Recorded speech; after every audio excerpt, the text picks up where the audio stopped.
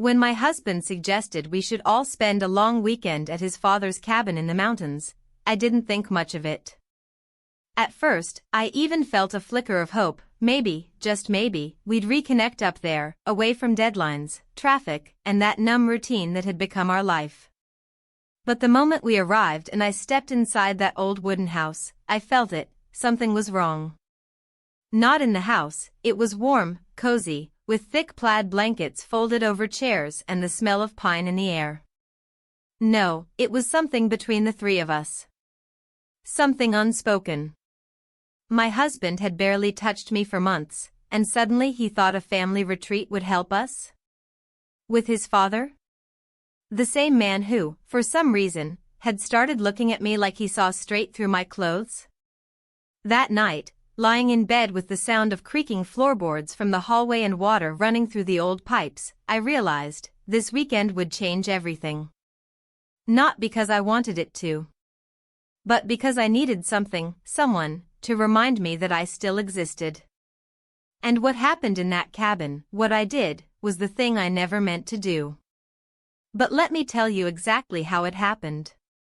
Before I share the secret I tried so hard to bury, leave a comment below telling me where you're watching from, and answer this: have you ever done something just once, just for yourself, knowing it might cost you everything?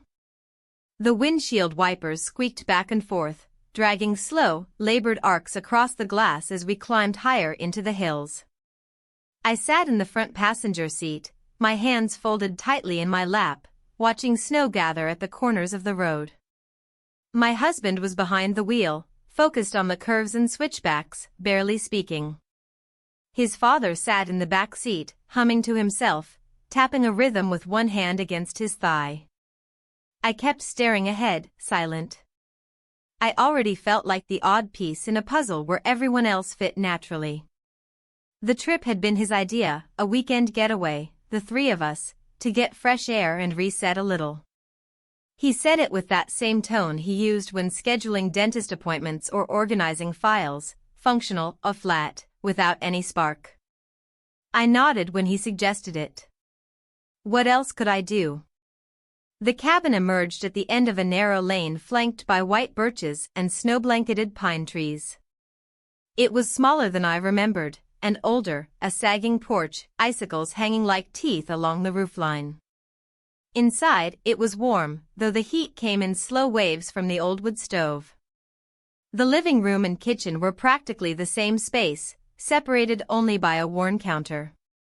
The bedrooms were tiny and barely apart, thin walls, shared floorboards, no locks on the doors. I unpacked slowly, taking in the creaks, the smell of cedar and dust.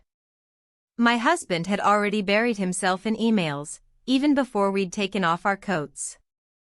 Signal's good enough, he muttered, thumbing at his phone. His father came into the kitchen where I was trying to coax the stove to life and offered to help. His hands were quick, practiced. His eyes, when they met mine, lingered just half a second longer than they should have. There was a stillness in the house I hadn't anticipated. Not the comforting kind, but a dense, pressing silence. Every movement felt amplified. The clink of cutlery, the brush of a sleeve against wood, the occasional laugh from the other room when my husband took a call. Everything echoed. That night, I lay in bed, layered under two quilts. My husband's back was to me, his breathing shallow and regular.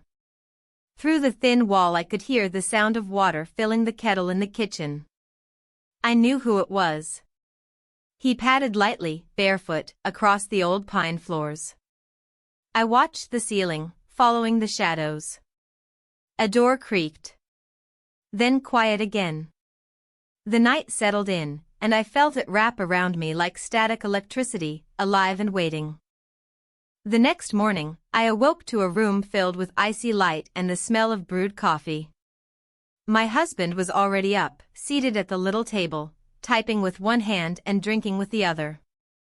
I moved silently past him and stepped outside. Snow was falling again, soft and lazy, like feathers drifting down. I pulled the collar of my sweater close to my neck and stood there, watching the white gather around the porch. Behind me, the door opened. I felt the shift of air before I heard his voice. "Cold," he said. "But beautiful." I turned. He was holding his own mug, steam rising from it. He wasn't looking at the snow, he was looking at me. We didn't speak much during the day. My husband remained absorbed in his work, taking meetings even from the porch, bundled in a blanket like an old man at sea. I cooked lunch without help, set the table, cleared it again. It felt like waiting, but for what, I wasn't sure. That afternoon, while I was bringing in firewood from the side shed, the door swung open unexpectedly, and his father was there, holding it. He reached out without a word and lifted 2 logs from my arms, placing them gently in the basket by the hearth. "You shouldn't carry so much at once," he said, and I laughed, a short, brittle sound that surprised both of us. I watched his fingers brush against mine as he adjusted the fire. They were warm from the work. Not like my husband's, which were always cold from the keyboard. After dinner, we sat together in the dim orange light of the living room. The 3 of us. My husband still with his phone. I tried to read. His father leaned back in his chair, eyes closed, like he was listening to something only he could hear. Eventually, my husband excused himself and went to bed early, complaining about the lack of signal again. Left alone, I felt the stillness expand. The fire cracked softly. My book lay closed in my lap. I sensed him looking at me, and when I turned, he didn't pretend otherwise. He held my gaze for a long moment. I felt my heartbeat begin to climb, one step at a time. Not panic. Not fear. Something more like waking up from sleep. "I think I'll turn in," I said finally, standing. He nodded but didn't speak. As I passed him, the corner of his hand touched the back of mine. A brush, nothing more. But it felt deliberate. Later that night, I lay awake again, the darkness around me thick and silent. I could hear the wind against the windows. My husband mumbled once in his sleep and turned over. But I wasn't listening to him. I was listening for footsteps in the hallway. For the kettle. For the sound of water. I didn't hear them. But I didn't sleep. The next morning arrived heavy and pale, the kind of winter light that made everything appear slightly blurred, like looking through a frosted window. I opened my eyes slowly, already sensing that something had shifted overnight, though I couldn't name it. My husband's side of the bed was empty. His laptop sat open on the table, screen glowing softly. The sound of his voice filtered through the wall, another video call, no doubt, already halfway into his morning. I pulled on a thick sweater and stepped out into the kitchen. The stove was cold, the fire in the living room had died down to a few orange embers. I walked past both and opened the front door. Snowflakes fell gently, large and slow, like petals from a quiet storm. I stood there for a long moment, watching them, letting the cold bite at my bare toes. Behind me, I heard a creak on the wooden floor. I didn't have to turn around to know who it was. He stepped up beside me, holding 2 steaming mugs of coffee. I took one without a word, and we stood there in silence, looking out at the untouched snow. The air between us was charged with something invisible, but undeniable. It wasn't just awareness, it was anticipation. It had its own breath, its own rhythm. When I sipped the coffee, I realized it was exactly the way I liked it, a small detail, but one that meant he'd been paying attention. I looked at him. He didn't look away. The weight of his gaze pressed softly against me, and I felt the warmth rising in my chest, a quiet tide that had nothing to do with the drink in my hands. Inside, my husband's voice rose behind the walls, echoing through the thin structure. He was laughing, or trying to. A practiced sound. Something polite for the people on the other end of the call. But it didn't reach his eyes, and lately, it hadn't reached me either. I turned to go back in. He moved aside to let me pass, but our shoulders touched, not accidentally. My body reacted before my mind did. Just a brush, a slight tilt of his chest toward mine, but it left me breathless. Later, I busied myself with chores. Cooking, cleaning, pretending not to watch the clock. My husband remained absorbed in work, breaking only for food or the occasional complaint about poor connection. The house felt both full and empty, full of people, but void of presence. I was there, his father was there, my husband was there. But I had never felt more alone in a room. That afternoon, my husband announced that he needed to drive into the nearby village to send files. "I'll probably be gone a few hours," he said casually, without looking up from his phone. I nodded. He didn't kiss me goodbye. He barely touched my shoulder as he moved past. The sound of the car pulling away left a stillness that was deafening. I stood in the kitchen, my hands gripping the edge of the counter, staring at the kettle. For a moment I didn't move. Then I slowly turned and reached for the cabinet above the stove, taking down 2 mugs. My hands shook slightly as I filled them, the scent of strong tea rising between the steam. He entered the room just as I set the mugs on the table. We didn't speak. We didn't need to. The quiet had become its own language between us. He sat across from me. The table was narrow, the space between us barely the width of my forearms. As I reached for the sugar, his hand brushed mine again, this time deliberately. I didn't flinch. I didn't move away. His voice was low when he finally spoke. "You're not what I expected." I looked up. "What did you expect?" He gave a small shrug, then smiled, not with his mouth, but with something softer. I didn't know how to answer, so I didn't. We sat there in silence, sipping tea, while the snow thickened beyond the windows. Occasionally our eyes met, and something passed between us, unspoken and hot and frightening. I thought about standing. I thought about walking away. But my legs didn't move. Neither did his. Later that day, I went outside to bring in more wood for the stove. The air was sharp, my breath forming thick clouds with every exhale. I wore a coat, but underneath I hadn't put on much. I don't know why. Or maybe I did. He was already at the woodpile when I arrived. He turned when he heard me and paused for just a second before returning to his task. We worked side by side, stacking logs into a metal carrier, not speaking. The weight of each piece, the scrape of bark against our gloves, the crunch of snow beneath our boots, everything felt louder, closer. When I bent to pick up a smaller piece that had rolled into the snow, my coat lifted slightly. I felt the cold on the back of my thighs. I also felt his eyes. I didn't look up right away. When I did, he was already looking away. But not quickly enough.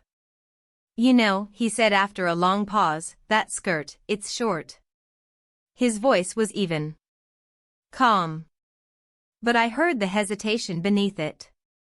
I smiled, not because it was funny, but because I understood what he was really saying. I stood up, letting the skirt fall back into place. My heart was racing, but my face stayed still. Back inside, we carried the wood together and dropped it into the box beside the stove. I reached for the door, and he moved too, his hand on the same handle. It was too narrow for us both. Our bodies pressed for the briefest moment. And we kissed. It was not a question. Not a decision. Just something that happened, like exhaling after holding your breath for too long. It lasted only seconds, maybe less. But in that moment, the room vanished. The snow, the cabin, the world outside had gone. There was only heat, only skin, only that small, forbidden place between us. Then it was over. He stepped back first. I didn't move.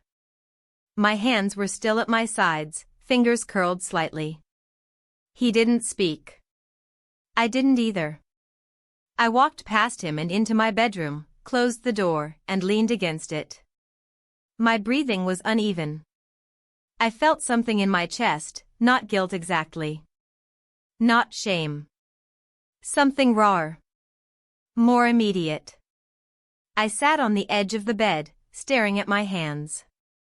I didn't feel like I had made a mistake. I felt like I had crossed into something I could never uncross. And the strangest part? I didn't want to.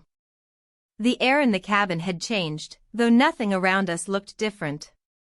The same blankets folded over the back of the couch, the same stack of firewood near the stove, the same cold light coming through the small windows. But everything felt shifted, as if the walls themselves now carried something I couldn't quite name, something fragile and flammable. I spent most of that morning in the bedroom, pretending to organize clothes in the suitcase, refolding sweaters that didn't need it. I couldn't look at myself in the mirror. Not because I felt guilt, but because I wasn't ready to see what expression might be staring back. Something in me was alive again, like an ember that had waited years for air. My husband returned before lunch, announcing his presence with the mechanical slam of the car door and the sound of boots crunching over ice. I listened from the hallway as he brushed off the snow, muttering about how slow the signal was in town. He seemed irritated, distracted, his energy as fragmented as ever. He didn't kiss me, didn't even pause when he passed me on the way to his computer. Just a glance, a nod, and he was gone again, swallowed by his screen. We ate lunch together, the three of us. My husband scarfed down his food with one hand on the mouse. I tried to appear natural, to chew slowly, to act as if my heart wasn't beating in strange rhythms. I avoided looking at the other end of the table, but I felt him there, the quiet presence of a man who had once been a shadow and now filled too much of the room. No one spoke much. Occasionally my husband muttered something about deadlines. The sound of his voice was like static. I nodded when expected, smiled without meaning. The tension in the air was silent but thick, the kind of tension only two people can recognize when they've crossed a line together. After lunch, I retreated to the back porch. The snow had paused, leaving behind a still, breathless forest. I sat wrapped in a blanket, sipping hot tea, watching the way icicles dripped slowly from the roof's edge. Every drop felt like a metronome, counting down time I didn't know how to use. Eventually, I heard the door creak behind me. I knew who it was by the pause in the sound, the quiet way it shut again, the weight of footsteps that followed. He stood near the railing, not too close, but close enough to make my skin aware of itself. We didn't say anything. He leaned against the wood and looked out at the trees. I kept my gaze fixed forward. But something in the air pulsed between us, an invisible thread stretched tight. He finally said, quietly, "It wasn't nothing." I didn't respond. My hands tightened slightly around the mug. A pause. Then, softer, "I've thought about it all day." Still, I said nothing. Not because I didn't want to speak, but because I couldn't trust my voice to come out steady. "I'm not asking for anything," he added, and I felt that truth land harder than I expected. I nodded, almost imperceptibly, and stood. I walked inside, not quickly, not with purpose, just enough to breathe again. The rest of the day passed in a strange blur. I folded towels. I swept the kitchen floor. My husband remained tethered to his work, occasionally calling out for files, chargers, snacks. I gave him what he needed without protest. I played my role well. But something inside me had splintered, not in pain, but in recognition. Later that evening, I sat by the stove, watching the fire rebuild itself from the coals. The glow flickered across the walls, making the room feel warmer than it really was. My husband passed behind me, resting a hand briefly on my shoulder before continuing on to the hallway. His touch didn't linger. It wasn't curious. It was routine. That night, I lay in bed beside him, staring at the ceiling. His breathing grew deep, steady. I turned slightly toward him, hoping to feel something, a flicker of connection, a pull, anything. But it wasn't there. And hadn't been for a long time. I rose quietly, pulled on a robe, and walked into the kitchen. The floor was cold beneath my feet. I poured a glass of water, stood at the sink, staring into the dark. Behind me, footsteps. Slow, measured, hesitant. "I couldn't sleep," he said. I didn't turn. Me neither. We stood in silence. The kind that stretches, bends, but doesn't break. I felt his presence behind me like heat. Close, but not touching. After a long moment, I turned around. Our eyes met, not in demand, not in apology, just in acknowledgement. Something had passed between us, and it wouldn't be undone. But neither of us knew what came next. He nodded slightly and stepped back, disappearing down the hallway. I returned to bed. My husband stirred slightly but didn't wake. I lay there with my eyes open, hearing every creak of the old wood, every groan of the cabin as the temperature dropped outside. I thought about the kiss. About the silence that followed. About the space between what happened and what it meant. I didn't feel regret. But I did feel change, like the earth had shifted beneath my feet and no one else had noticed. And I wondered, what does it mean to be seen, not just looked at? What does it mean when someone sees you, really sees you, for the first time in years? I closed my eyes and breathed in the scent of wood smoke and cold air. I didn't have an answer. But I knew the question wouldn't go away. The next morning felt heavier than the snowfall outside. I sat at the edge of the bed for a long time before getting up, watching my breath cloud the cold air in the room. My husband was already up, probably on another call, judging by the faint hum of his voice through the paper-thin wall. I listened to the cadence of his speech, his small artificial laughs, the practiced rhythm of someone performing a role they'd long stopped believing in. I had become fluent in that silence between us, a language of absence. I went into the kitchen, layered in sweaters, and stood for a while staring at the stove before lighting it. The wood cracked, and sparks danced behind the glass panel. The small ritual brought a sense of order, something I could control. The heat came slowly, and I hovered near it, palms open toward the warmth, trying to gather myself into something solid. He came in a few minutes later, the man who had kissed me. I heard the slow rhythm of his footsteps, the familiar pause in the doorway. He didn't speak. He didn't need to. The silence between us wasn't empty anymore. It was full of the moment we hadn't talked about and the decision not to talk about it. I poured 2 mugs of coffee. He took his with a small nod and sat by the window. Outside, the snow had stopped, and the trees stood wrapped in frost like sculptures frozen mid-breath. I joined him, not because I wanted to talk, but because sitting alone felt unbearable. The clock ticked. Somewhere behind the wall, my husband laughed again. The sound was faint, unconvincing. Later that morning, my husband suggested extending our stay. He said it like a convenience, no point driving back now, roads might ice over tonight. I didn't protest. I watched his father instead, whose expression didn't change. He just nodded and folded his arms across his chest, as if bracing against a storm neither of us could see but all 3 could feel. I spent the afternoon cleaning. Not because anything was dirty, but because I needed my hands to be busy. I scrubbed the counter. Reorganized the cupboard. Folded towels that didn't need folding. I caught myself watching the door constantly, expecting him to walk in, say something, touch something. But he didn't. He stayed out of my way, like he understood that getting closer too soon would shatter the thin layer of balance we'd managed to preserve. The house was too quiet, except for the low murmur of my husband's voice in the next room. I could hear him speaking in that neutral tone he reserved for clients, with pauses and shallow compliments. He never sounded like that when he spoke to me. With me, there had been less and less tone at all. That evening, after dinner, I stood in the kitchen washing dishes.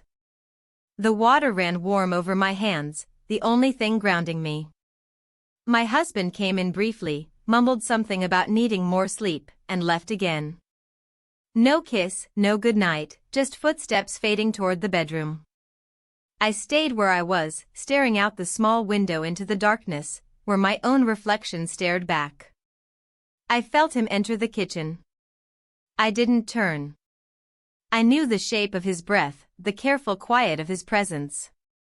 He stood beside me, then reached around to turn off the tap. The silence became tighter. "You're not fine," he said, barely above a whisper. I closed my eyes. I didn't want this conversation. But I also couldn't walk away from it. "I haven't been," I said, the words catching in my throat. "For a long time." He didn't answer. He just stood there, still and solid, not offering advice or comfort, just being there. And somehow, that was more than anything I'd received in years. I wiped my hands slowly, hung the towel on its hook, and turned toward him. For a moment we just looked at each other. There was nothing romantic in it. Nothing dramatic. Just recognition, two people seeing each other fully, honestly, and maybe too late.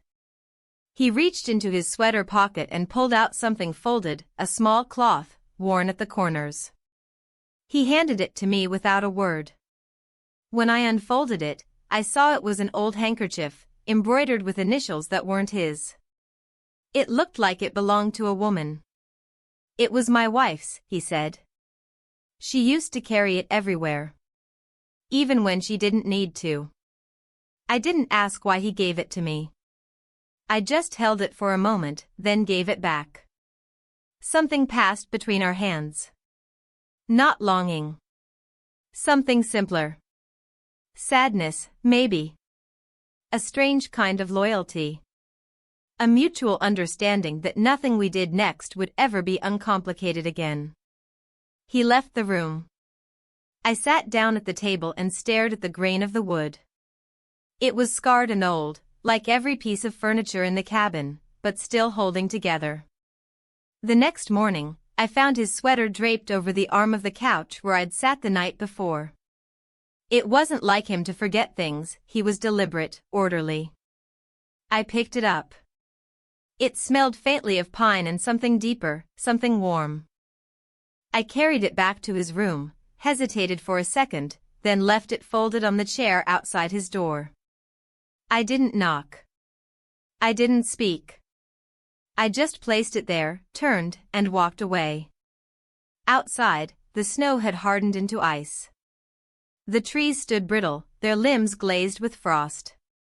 I wrapped myself in my coat and went for a walk down the trail behind the house. My boots crunched with each step, and the cold bit at my cheeks, but the air cleared my head. I needed the silence. I needed the solitude. I needed to know what I wanted, not what I thought I should want, not what I'd settled for. But what I actually needed. And the truth that kept surfacing was simple: I didn't know anymore. I didn't know what came next. I just knew I couldn't go backward. Not to silence. Not to being unseen. When I returned, the house was quiet. My husband was gone. A note left on the table said he had driven to the nearest town again. Something about work. I folded the note once, twice, and placed it back down. In that moment, I realized the house didn't feel like a refuge anymore. It felt like a place of waiting. A space between decisions, full of echoes. And I wasn't sure how much longer I could stay suspended like that. The morning unfolded like a memory half forgotten, blurred at the edges, but stubborn in its presence. The snow outside had stopped during the night, and the forest around the cabin stood motionless under a dull sky. I stood by the window in the kitchen, holding a cup of tea that had long gone cold, my fingers wrapped tightly around it not for the warmth, but for the need to hold on to something. My husband hadn't returned yet from town. I had found his note again on the table, same words as before, and now smudged at the corner where a drop of water, or tea, had blurred the ink. I didn't know if I had caused it. I didn't remember touching it again. Time had started slipping in uneven fragments, each hour slower than the last. He entered the room quietly. I didn't need to look. I recognized his footsteps now, the subtle pause before the threshold, the way he hesitated just a moment too long before saying anything. I could feel him before I saw him, a silent presence that filled space with intent rather than words. He moved around the kitchen, wordless, collecting small items, sugar, a spoon, the kettle. It was domestic and strangely intimate. My throat tightened watching him perform the ordinary with such care, as if he was holding the day together one cup at a time. I wanted to say something. Anything. But silence felt safer. Silence, at least, couldn't betray the things I didn't yet know how to name. The hours passed slowly. I kept myself busy. I swept the floor for the third time. I refolded the blanket on the couch, arranged the logs in the firewood basket, sorted through a drawer of old maps and expired batteries. It was meaningless work, but it made the stillness more bearable. Outside, the clouds broke for a brief moment, letting pale sunlight fall across the living room. I stood in it, eyes closed, letting the warmth touch my skin. When I opened my eyes, he was watching me from the hallway. He didn't speak. Neither did I. But something passed between us again, something wordless but loud. A question, maybe. Or a promise not to ask. That afternoon, I found myself in the bedroom staring at my reflection. Not studying my face, but trying to remember who I had been before. Before the silence. Before the wait. Before all the days that had folded into each other like worn sheets. I changed clothes without much thought. A sweater soft with wear, a skirt I hadn't worn since the early fall. It clung differently now. I didn't wear anything underneath. Not as a statement. Not even as a choice.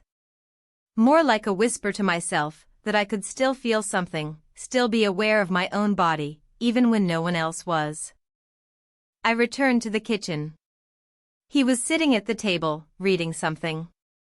He looked up when I entered and then looked away again just as quickly, but not before I saw it, the change in his posture, the shift in his breath. I moved past him slowly, deliberately. My arm brushed his shoulder as I reached for the teapot. Neither of us moved. He stood a few minutes later, excused himself, and left through the back door. I watched through the window as he walked across the clearing, disappearing into the tree line. I didn't know where he was going. I didn't follow. But I waited. The sky had darkened again by the time he returned, and snow had started falling, slow and heavy. He brushed it from his shoulders as he stepped inside, then paused in the doorway, looking at me. This time, he didn't look away. He crossed the room slowly, each step measured, until we stood only inches apart. His eyes searched mine. I didn't flinch. My hands rested at my sides, open. I felt the weight of the moment pulling us inward, not just toward each other, but toward everything we hadn't said, hadn't done, hadn't dared to admit. And we kissed. We kissed.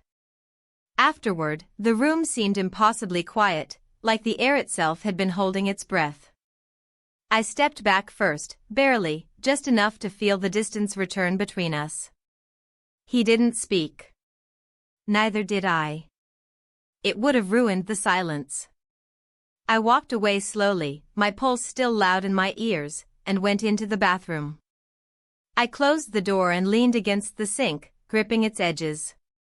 The mirror showed me a face I almost didn't recognize, flushed, alive, brimming with something I couldn't hide anymore.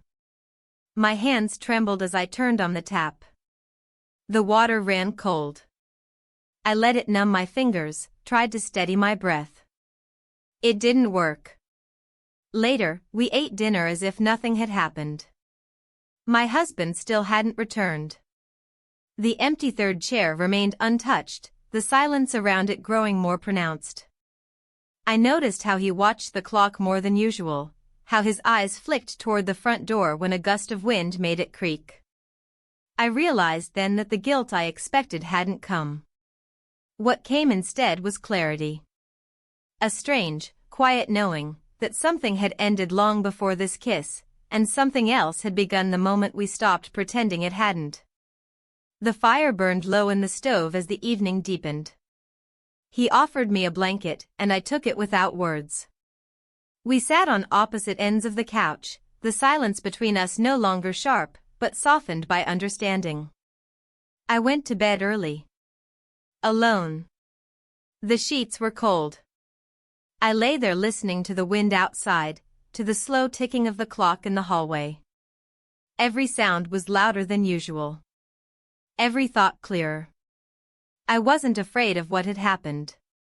I was afraid of what wouldn't.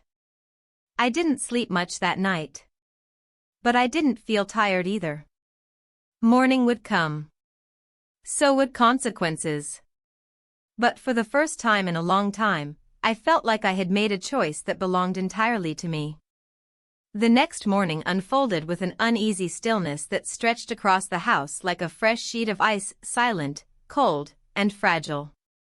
I woke before dawn, not because of any noise or movement, but because sleep had become a fragile, intermittent thing.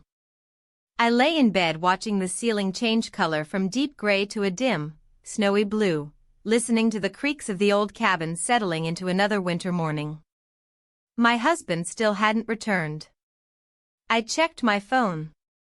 No messages. No missed calls. Just the last text he'd sent yesterday afternoon, signal's bad. I'll probably stay overnight if the weather gets worse.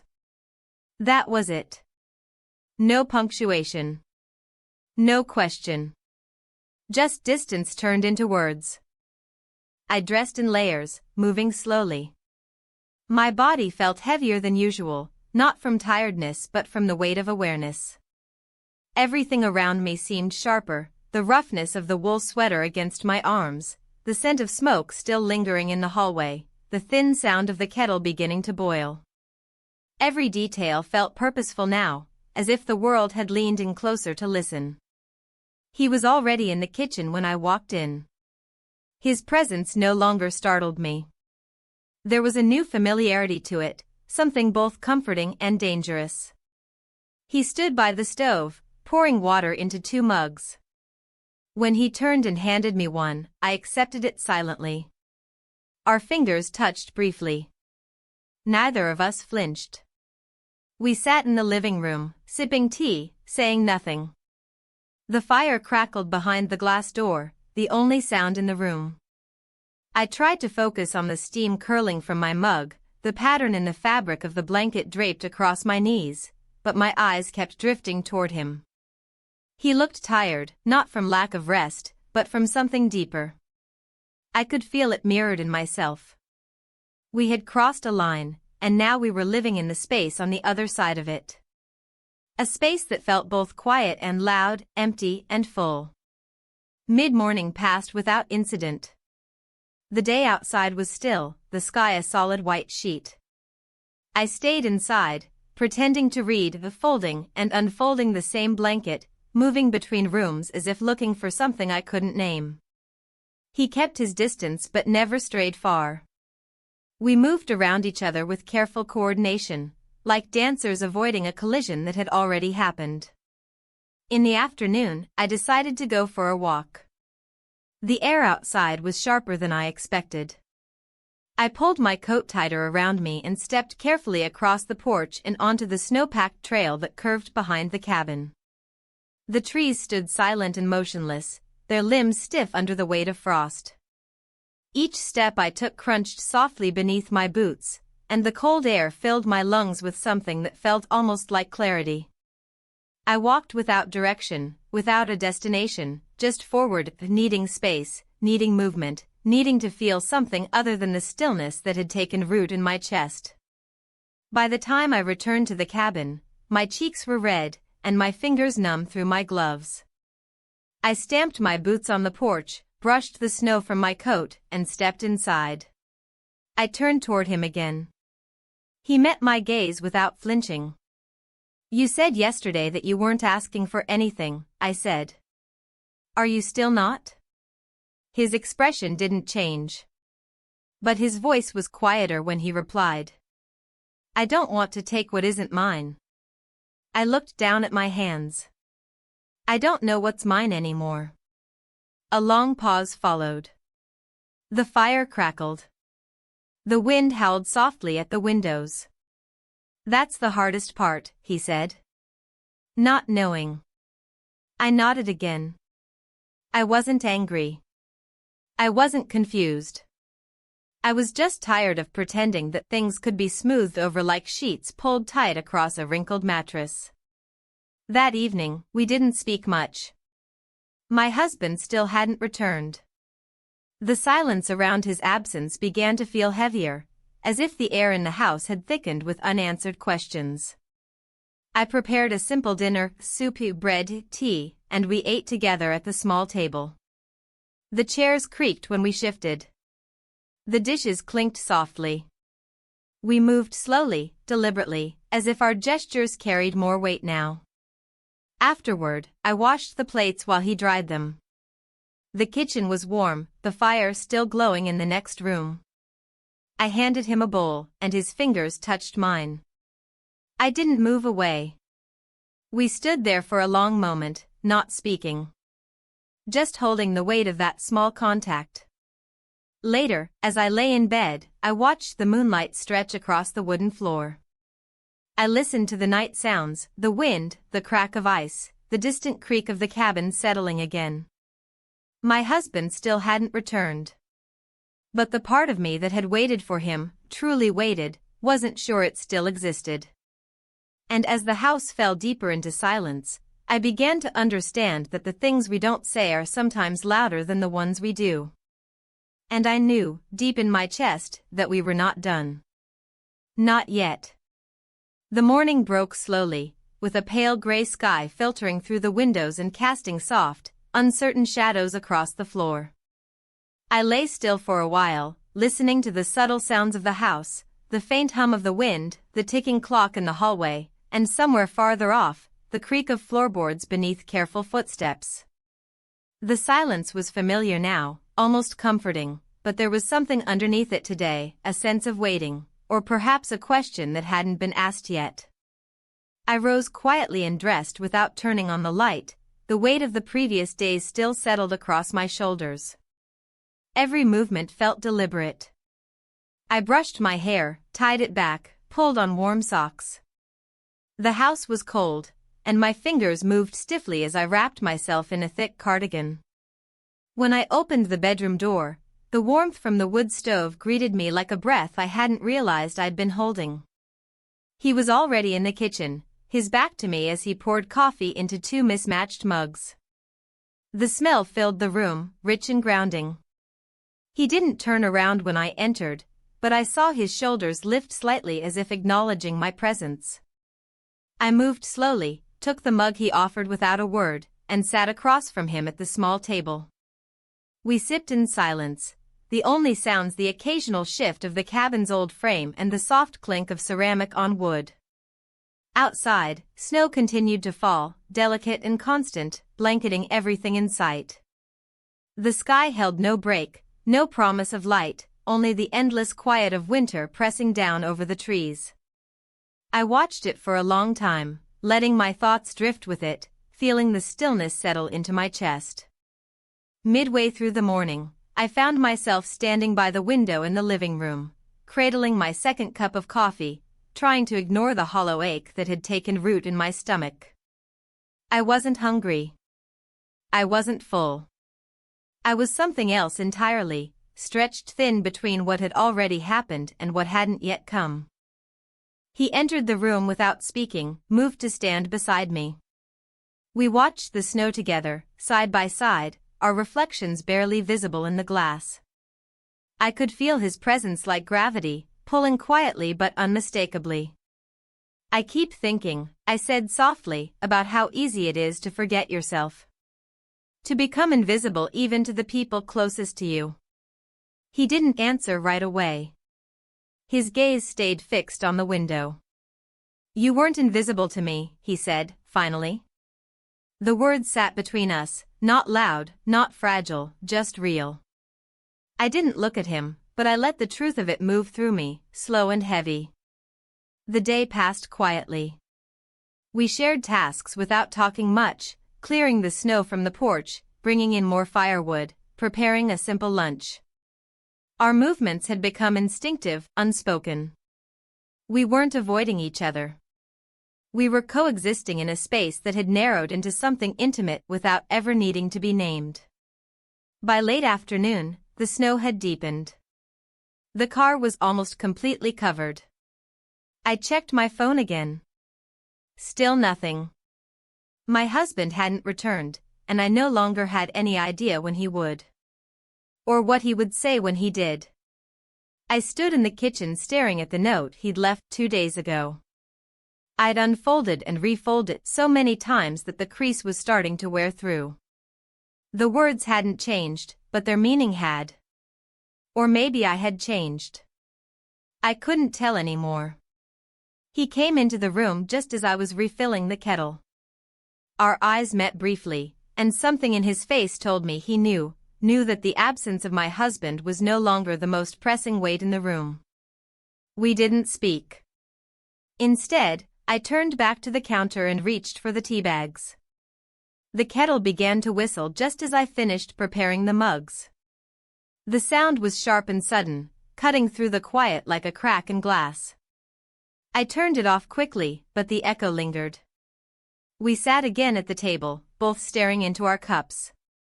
"Maybe he's staying away on purpose," I said after a long pause. He looked up. "Do you think he knows?" "I don't know," I replied. "But maybe he feels it. You don't have to see something to know it's there." He nodded slowly. "No, you don't." The light outside began to dim early, the heavy clouds turning the afternoon into a premature dusk. I lit a few candles around the room, the flickering flames softening the harshness of the fading day. We settled near the stove again, the warmth drawing us in like moths. I sat cross-legged on the rug, arms wrapped around my knees, while he rested on the edge of the couch, leaning slightly forward, elbows on his thighs. The fire cast moving shadows across the walls, and for a moment everything felt still, not in a suspended way, but in a quiet agreement that nothing more needed to be said for now. After a while, I stood and walked into the hallway, then stopped. I didn't know why I'd gotten up. I didn't know where I was going. But I stood there, at the edge of the room, suspended. He followed a few minutes later, his steps slow, deliberate. When he reached me, he didn't ask anything. He didn't assume. He just stood there, waiting. And we both knew. We spent the night together. Not just in the same space. Not just under the same roof. We stepped fully into the place we had been circling for days, not with fire, but with a quiet surrender. A choice made not in impulse, but in the silence of what we had both lost and found. Later, when the house was quiet again and the fire had turned to soft embers, I lay in the stillness listening to the sound of his breathing. Steady. Real. I didn't know what the morning would bring. But for the first time in years, I no longer feared waking up. The morning arrived with a silence so complete it felt unnatural. I woke slowly, reluctant to move, as if shifting would cause everything to come undone. The room was still dim, the air cold enough to see my breath float above the blankets for a moment before disappearing. I stayed there for a long time, unmoving, my eyes fixed on the wooden beams above the bed. There was no sound from the hallway, no creak of footsteps or hiss from the stove. The cabin felt wrapped in cotton, muffled and untouched. Eventually, I sat up and pulled the blanket tighter around my shoulders. My clothes were folded neatly on the chair, and for a second, I stared at them without moving. Everything looked the same, but nothing was. I dressed in silence, trying not to think too hard about the hours that had just passed, the way I had felt, present, unguarded, whole. The house remained still as I stepped out into the hallway. I didn't know what I expected, but part of me braced for something, a voice, a reaction, a change. But the living room was empty. The fire had died down to a soft glow. A mug sat on the table, half full. He was gone, though not far. His coat still hung on the hook. His boots rested neatly by the door.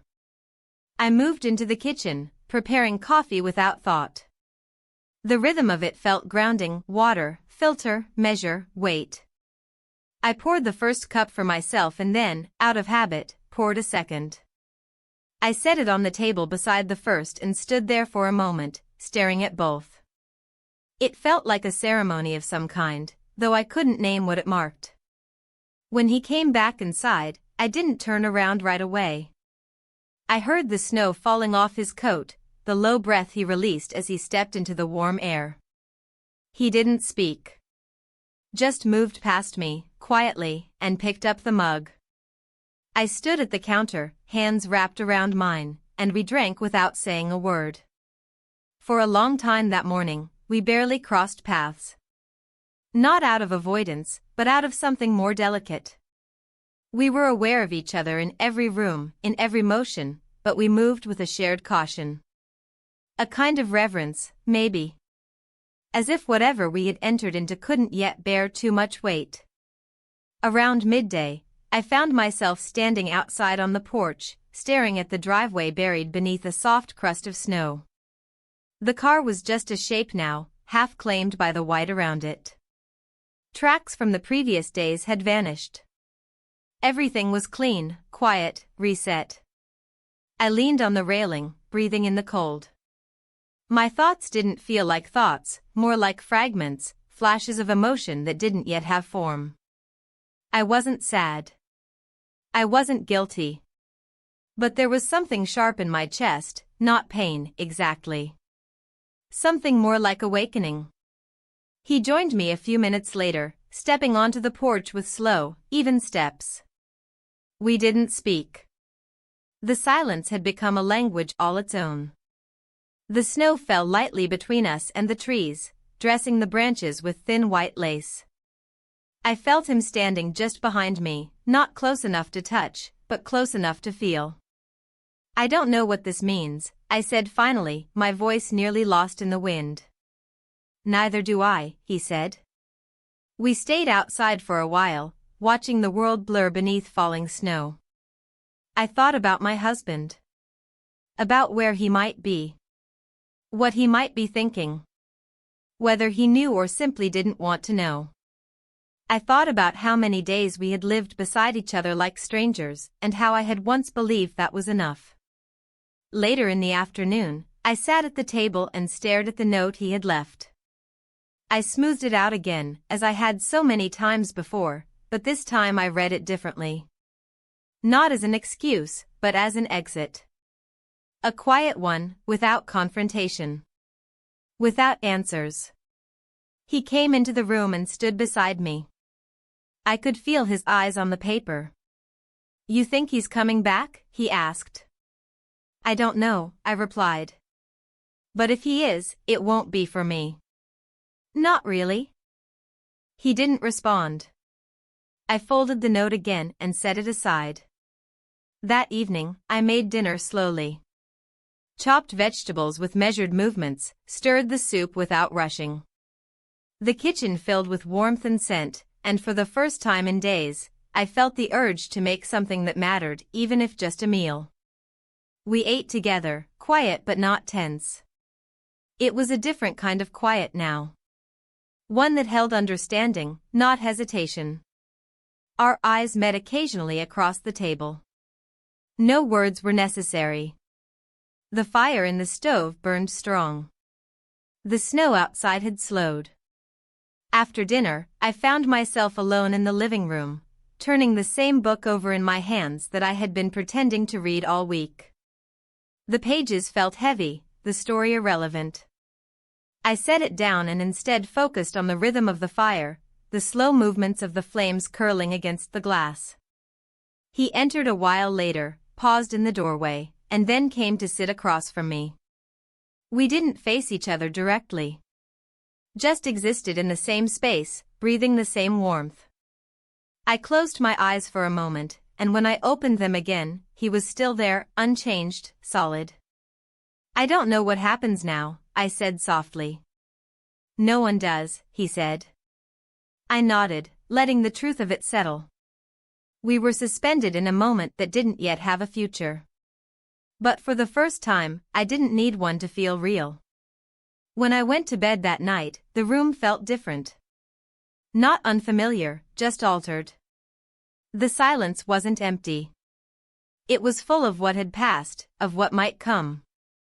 I lay beneath the blankets, eyes open to the dark, listening to the sound of the wind against the windows and the steady breath of the house as it settled around me. The choice hadn't been made in a single instant. It had happened over days, in quiet spaces, in the things we hadn't said, in the looks we hadn't hidden.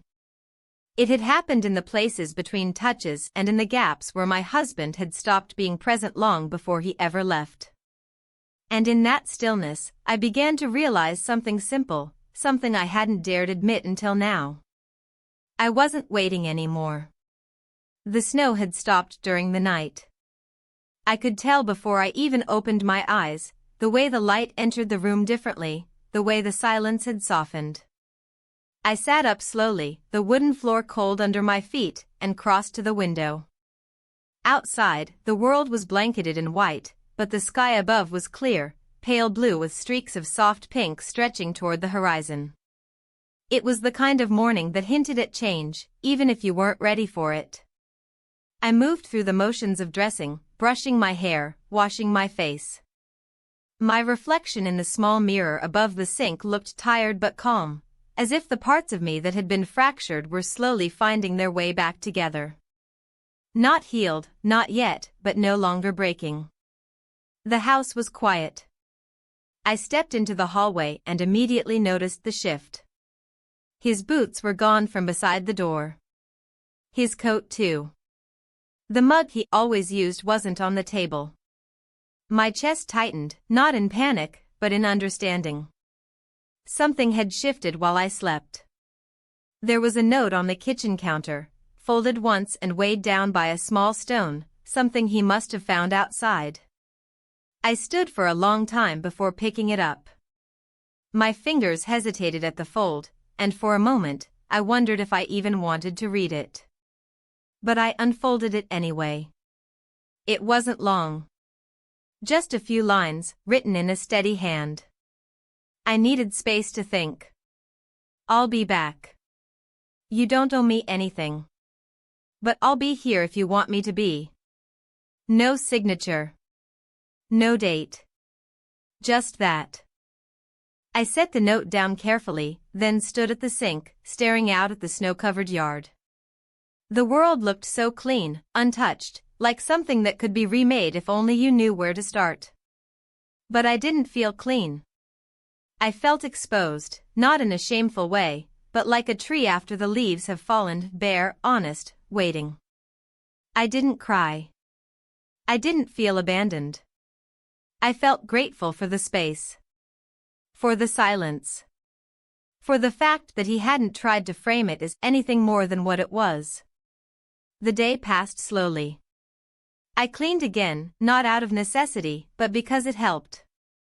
I folded blankets, reorganized drawers, wiped down counters that were already clean. I moved through the house like someone tending a museum, preserving the feeling of something important that had already happened. At one point, I opened the door to the small guest room and sat on the edge of the bed where he had been sleeping. It was neatly made, as if he hadn't wanted to leave a trace. But of course, he had. The air still held the memory of his presence. I sat there for a long while, letting the quiet wrap around me, and then I closed the door softly behind me when I left. In the afternoon, I heard the sound of a car pulling into the drive. My body reacted before my mind did, muscles tensed, breath caught. I moved to the window and saw my husband's car, half covered in snow, rolling to a slow stop in front of the cabin. I didn't move right away. I watched as he got out, brushed the snow from his jacket, opened the back door to retrieve a small duffel bag. He moved slower than usual, like the cold had settled into his joints. Or maybe something heavier. He didn't knock when he entered. Just pushed the door open and stood there in the hallway, looking around. His eyes landed on me, and we stared at each other for a moment. Not as strangers. Not as husband and wife. Just as two people who hadn't seen each other in days and didn't yet know what to say. He spoke first. "Sorry I didn't call." I nodded. "I figured you had your reasons." He placed the bag down by the door, then stepped into the living room, glancing at the fire, the folded blankets, the table where the 2 mugs still sat from that morning. He didn't ask about them. He didn't look at the kitchen counter where the other note still lay, half covered by the stone. "I needed to think," he said finally. "Get some air." "You did," I said. We stood in silence. Not a cruel one. Not angry. Just quiet. He looked tired. So did I.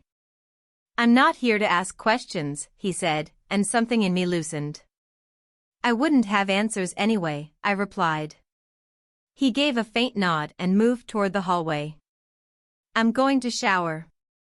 I watched him disappear down the corridor. The sound of the water started a few minutes later, soft and distant. I sat down on the couch, folding my hands in my lap, and stared into the fire. It had burned low but steady.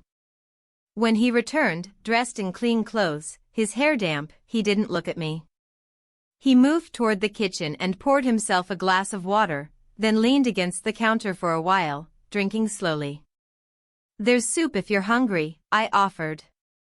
"I'm fine." He set the glass in the sink and walked toward the bedroom. I didn't follow. That evening, we moved around each other like ghosts. No arguments. No explanations. Just the quiet presence of two people who once belonged to each other and now weren't sure what that meant. I went to bed early. Alone. I didn't know if he stayed up or if he slept in the guest room or on the couch. I didn't ask.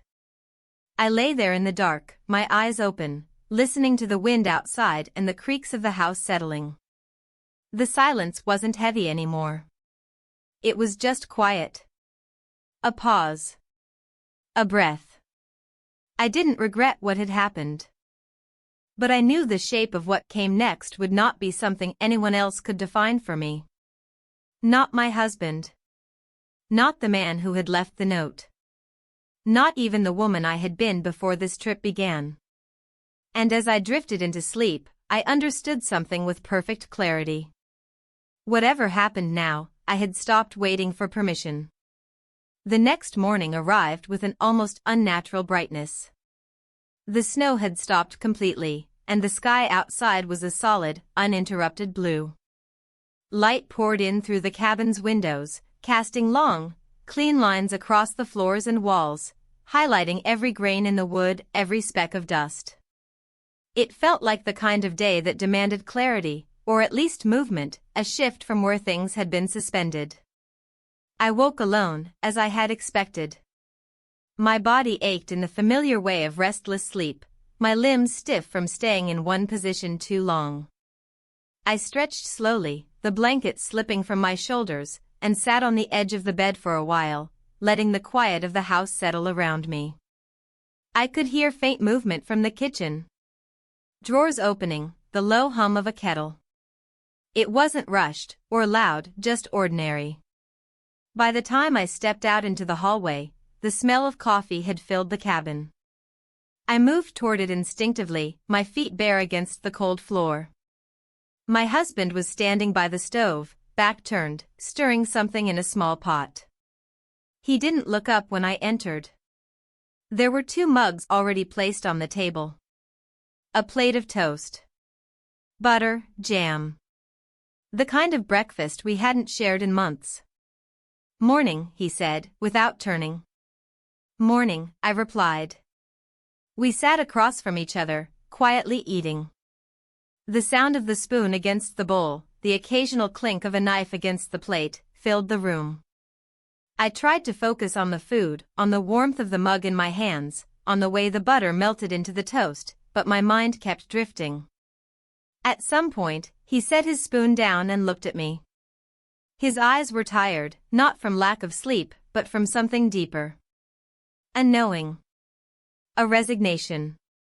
"I'm not going to ask," he said. "Not because I don't want to know. But because I already do." I didn't speak. There was nothing to say. "I think," he continued, slowly, "we stopped being a marriage long before we realized it. We just kept acting like we were one." I nodded, because it was true.